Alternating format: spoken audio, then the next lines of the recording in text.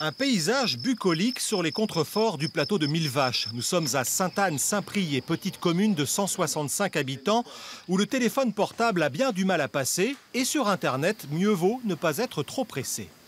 On est très limité pour envoyer des documents.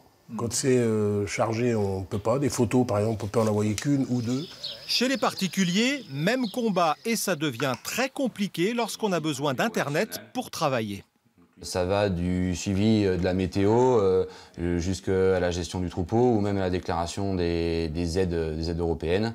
On est en plein dedans et c'est vrai que c'est une simplification en termes de papier, mais c'est plus compliqué pour nous qui sommes mal irrigués par Internet. Un débit souvent inférieur à 1 mégabit, incompatible avec l'activité de cette graphiste qui travaille pour une chaîne de télévision africaine. Elle a dû installer chez elle un système satellite avec un abonnement mensuel à 89 €. C'est la seule possibilité que j'avais en fait pour me connecter.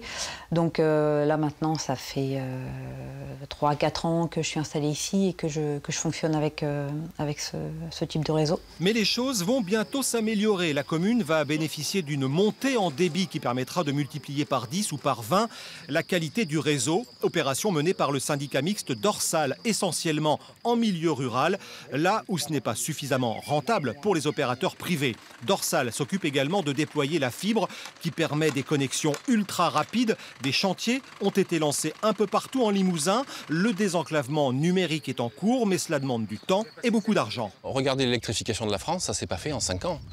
Amener le téléphone partout dans les maisons en France, ça s'est pas fait en 5 ans. C'est des milliers et des milliers de kilomètres de fibre optique à déployer.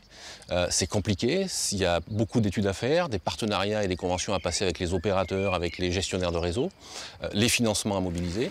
D'ici 2021, 180 000 foyers limousins et des milliers d'entreprises vont bénéficier de la fibre ou au minimum d'une montée en débit. Coût de l'opération, plus de 200 millions d'euros. L'objectif, c'est que le très haut débit soit déployé partout sur notre territoire d'ici 2028.